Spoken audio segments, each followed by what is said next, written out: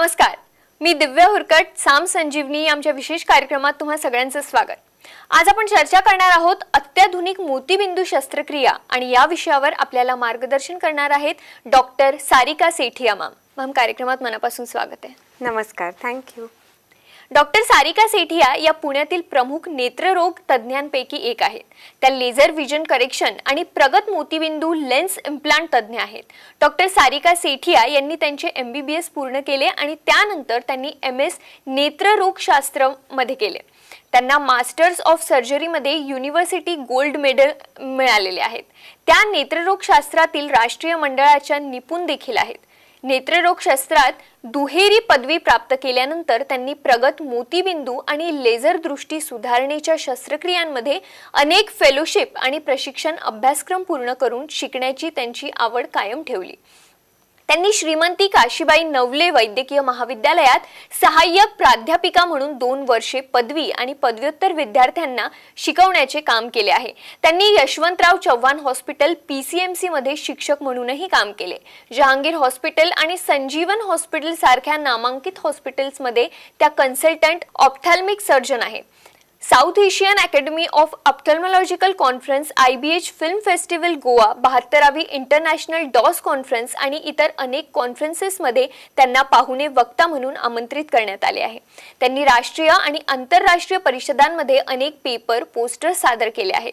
त्यांना excellence in ऑप्थॅल्मॉलॉजी पुरस्कार मिळाला आहे। त्यांना 2021च्या वार्षिक महिला नेत्रतज्ञ सोसायटी पुरस्कारांद्वारे अपवर्तक शस्त्रक्रिया श्रेणीमध्ये WSO प्रेरणा म्हणून देखील सन्मानित करण्यात आले आहे। त्यांना डॉक्टर चॉईस अवॉर्ड्सद्वारे top doctor of the month, growing star of the week म्हणून देखील सन्मानित करण्यात आले आहे। त्यांच्या नावावर अनेक प्रशंसा आहेत आणि ती आणखी मिळवण्यासाठी त्यांचे कठोर परिश्रम नेहमी सुरू असतात। आंतरराष्ट्रीय महिला दिनानिमित्त हेल्थकेअर सेक्टर्स वुमेन लीडरद्वारे त्यांना शीर्ष नेत्ररोग तज्ञ म्हणून वैशिष्ट्यीकृत केले गेले। त्यांचे संशोधन आणि विविध निष्कर्ष सकाळ आणि फेमिना यांसारख्या आंतरराष्ट्रीय जर्नल्स आणि प्रकाशनांमध्ये प्रकाशित झाले। डोळ्यांची काळजी सर्वांसाठी सुलभ आणि परवडणारी बनवण्याच्या उद्देशाने त्या इंडोविजन मोतीबिंदू आणि लेझर आय सेंटरच्या संस्थापक आणि संचालक आहेत। त्यांचा विश्वास आहे त्यांच्या असे निर्देशनास आले की भारतात दर्जेदार नेत्रसेवा अनेक रुग्णांच्या आवाक्याबाहेर आहे। इंडोविजन मोतीबिंदू आणि लेझर आय केंद्र हे एक सुपर स्पेशालिटी नेत्रसेवा केंद्र आहे। कॉर्निया, डोळ्यातील पडदा, लहान मुलांचे नेत्ररोग, काचबिंदू, ऑक्युलोप्लास्टी, न्यूरो ऑप्थॅल्मॉलॉजी इत्यादी क्षेत्रातील सुपर स्पेशलिस्ट नेत्र डॉक्टरांची त्यांची अत्यंत कुशल टीम सानुकूलित गरजांसाठी विशेष काळजी देतात। त्यांचे नेत्र केंद्र त्यांच्या रुग्णकेंद्रित दृष्टिकोनासाठी ओळखले जाते।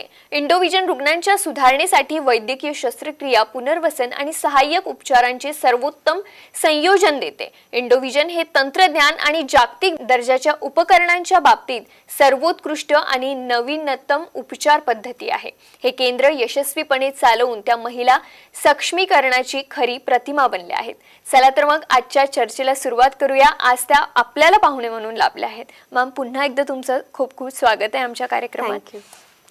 पहिला प्रश्न तर मला हा जाणून घ्यायचा आहे, तुम्ही मोतीबिंदू मध्ये तुमचा हातखंड आहे, तर मोतीबिंदू म्हणजे नेमकं काय, काय असतं मोतीबिंदू? मोतीबिंदू काय असतो ह्याच्या अगोदर आपण हे बघूया की आपला नॉर्मल डोळा कसा काम करतो। तर हे आपला एक मॉडेल आहे नॉर्मल डोळ्याचा। नॉर्मल डोळ्यात आपल्या एक कॅमेरा सारखा आहे। जसा कॅमेऱ्यात लेन्स असते आणि मागे पडदा असतो, तसंच डोळ्यात सुद्धा आपल्या एक लेन्स असते जी क्लिअर आणि पारदर्शक असते आणि मागे हा फिल्म असतो किंवा ज्याला आपण रेटिना म्हणतो। तर जेव्हा आपल्याला जेव्हा लाईट रेज येतात ते ह्या लेन्सवरून फोकस होऊन आपल्या मागच्या पडद्यावर पडतात आणि ही ऑप्टिक नर्वद्वारा ती इमेज मेंदूपर्यंत जाते। जेव्हा ह्या सगळ्या गोष्टी व्यवस्थित होतात तेव्हा आपल्याला क्लिअर दिसतं। ही लेन्स जेव्हा धुरकट होते किंवा गडूळ पडते त्याला आपण कॅटरॅक्ट किंवा मोतीबिंदू म्हणतो। आता जेव्हा ही लेन्स पांढरी होते तेव्हा तेच रेज जेव्हा ह्याच्यावर पडतात ते क्लिअरली फोकस होत नाही रेटिनावर, त्यामुळे जी इमेज तयार होते ती अंधुक होते आणि तुम्हाला दिसायला प्रॉब्लेम्स सुरू होतात। ह्यालाच आपण मोतीबिंदू म्हणतो। अगदी मॅम, पण मॅम हे मोतीबिंदू होण्याची नेमकी कारणं काय असतात? मोतीबिंदू बेसिकली हा एक वयानुसार होणारा विकार आहे. तर जसे आपले केस पिकतात तसंच मोतीबिंदू ही सगळ्यांनाच निर्माण होणार आहे. 60 नंतर ह्याची सुरुवात होते जास्त करून. पण जर तुम्ही तरुणमध्ये सुद्धा मोतीबिंदू होऊ शकतो. ह्याची कारणं म्हणजे मधुमेह, अनकंट्रोल्ड शुगर खूप दिवसापासून, अनकंट्रोल्ड ब्लड प्रेशर, लठ्ठपणा, अतिशय धूम्रपान. जर तुम्ही स्टिरॉइड ड्रॉप्स खूप वेळ टाकत असेल डोळ्यात, तुमच्या डोळ्यात काय मार लागला असेल, डोळ्यात काही गेलं असेल किंवा काही इन्फेक्शन्स आणि लॉंग टर्म तुम्हाला स्टिरॉइड्स दिले असेल, ह्या सगळ्या कारणांमुळे मोतीबिंदू लवकर निर्माण सुद्धा होऊ शकतो. अगदी लहान बाळाला सुद्धा जन्मता सुद्धा मोतीबिंदू असू शकतो. त्याची कारणं अशी असतात की जे गर्भवती असतात आया, त्यांच्या पोटात मध्ये बाळ असताना जर इन्फेक्शन असेल, काही टॅबलेट्स खाण्यात आले असेल, तरी जन्मता बाळांमध्ये सुद्धा मोतीबिंदू असू शकतो. पण नेमकी याची लक्षणे काय असतात? कसं कळतं लोकांना की आपल्याला मोतीबिंदू झाला आहे? मोतीबिंदूचा जो निर्माण आहे तो हळूहळू होतो. म्हणून रुग्णांना अगदी वेदना ज्या होतात त्या हळू प्रोग्रेस होतात. त्यामुळे पटकन लक्षात येण्यासारखे लक्षणं नसतात. आणि जर तुम्हाला एकाच डोळ्यात मोतीबिंदू असेल तर तुम्हाला लक्षणं अजिबात कळता येत नाही, कारण एका डोळ्याने तुम्हाला अतिशय क्लिअर दिसतं. म्हणून मोस्टली जेव्हा तुम्ही डॉक्टरकडे जाता तर तेव्हा ह्या गोष्टी लवकर पिक होतात की तुम्हाला मोतीबिंदू कुठे ना कुठे सुरुवात होत आहे. जेव्हा हा मोतीबिंदू थोडा पुढे जातो तेव्हा आपल्याला अंधुक दिसणं, रात्रीच्या वेळी ड्रायव्हिंग करताना त्रास होणं, समोरून जेव्हा लाईट पडतो रात्रीच्या वेळी तो प्रकाशाचा भास खूप जास्त होतो. जेव्हा आपण नियर वर्क करतो, रीडिंग करतो, पेपर वाचतो तेव्हा आपल्याला त्रास होतो. लाईटकडे जेव्हा आपण बघतो आणि ती लाईट पसरल्यासारखी वाटते किंवा त्या फोकसच्या भोवती आपल्याला सगळे इंद्रधनुष्याचे रंग दिसतात.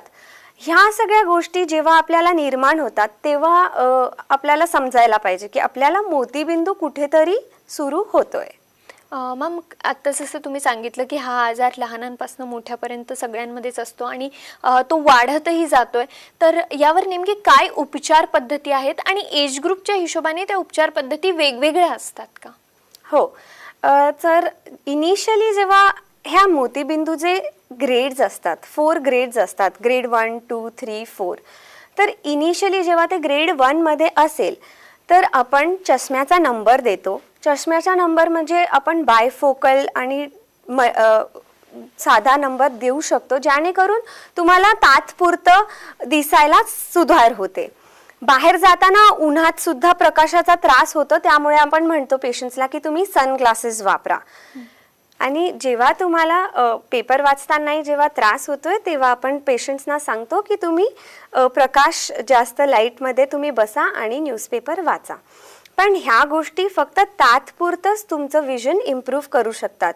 जसं मोतीबिंदू प्रोग्रेस होईल तसं विजन कमी होत राहणार आहे आणि त्रास वाढत जाणार आहे. जसं ते ग्रेड 2 आणि ग्रेड 3 मध्ये प्रोग्रेस होणार आहे तेव्हा मोतीबिंदू शस्त्रक्रिया हा एकमेव सोल्युशन आहे. जरी तुम्ही लहान असेल, अगदी बाळाला सुद्धा आपण मोतीबिंदू ऑपरेशन करूनच ह्याचं समाधान होऊ शकतं. आता मोतीबिंदू ऑपरेशन किंवा मोतीबिंदू शस्त्रक्रियेमध्ये नेमकं आपण काय करतो?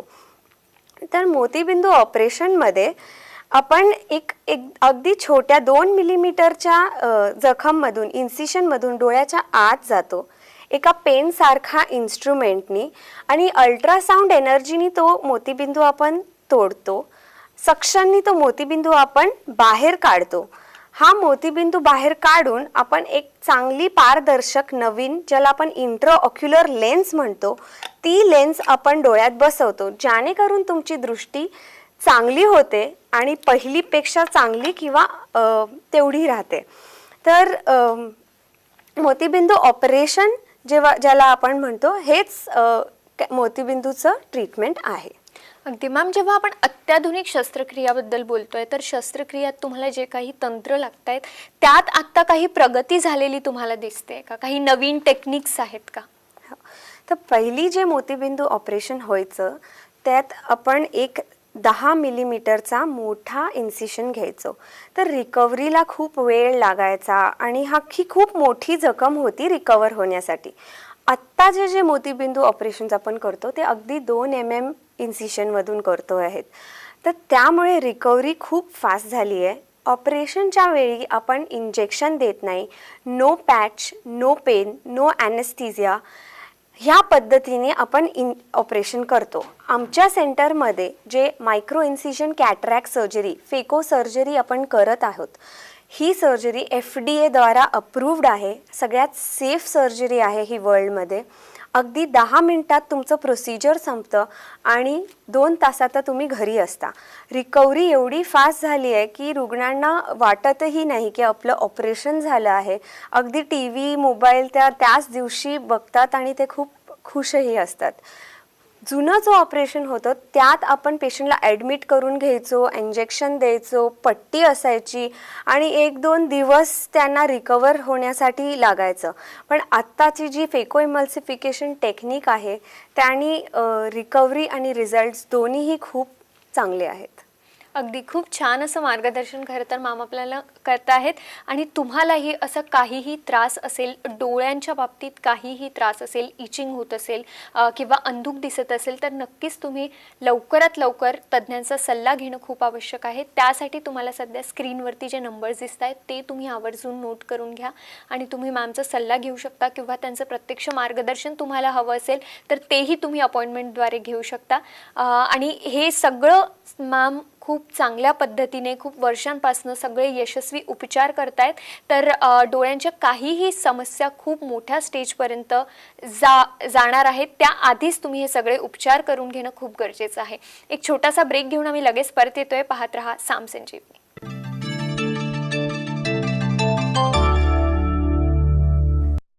ब्रेक नंतर साम संजीवनीमध्ये तुम्हा सगळ्यांचं पुन्हा एकदा स्वागत. आज आपण चर्चा करतोय मोतीबिंदूवर अत्याधुनिक शस्त्रक्रिया या विषयावर आणि आज आपल्याला मार्गदर्शन करतायत doctor Sarika Sethia ma'am. Ma'am, break नंतर एकदा तुमचं पुन्हा एकदा स्वागत आहे. इंट्रॅक्युलर आणि IOL जी टर्म आहे नेत्रतज्ञ जे जनरली यूज करत असतात ती नेमकी काय आहे आणि याचे काही प्रकार असतात का? तर जी आपली विजन आहे की जेव्हा आपलं रिझल्ट्स आपण बघतो मोतीबिंदूचे ते इंट्राऑक्युलर लेन्स की जी ही लेन्स आपण बोललो ह्याच्यावर अवलंबून आहे. ती लेन्स तुम्ही कुठली सिलेक्ट करता त्याच्यावरून तुमचं फायनल आउटकम डिसाईड होतं. तर हे लेन्सेस काय असतात हे समजायला आपल्याला पहिल्यांदा विजन काय असतं ते आपण बघू. तर जेव्हा आपण नजर बोलतो तर तेव्हा ते 3 अंतरावर असतात.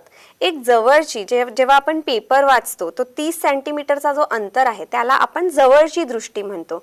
जेव्हा आपण कम्प्युटरवर काम करतो त्याला आपण मध्यंतरी डिस्टन्स म्हणतो. आणि जेव्हा आपण लांबचं होर्डिंग्स बघतो तर ते लांबची दृष्टी आहे. तर ह्या 3 अंतरावर आपलं विजन असतं. जेव्हा लेन्सेस आपण बोलतो तर लेन्सेसचे types monofocal lenses, bifocal lenses, trifocal lenses, EDOF lenses आणि टोरिक लेन्सेस. तर ह्या 5 प्रकाराचे लेन्सेस असतात.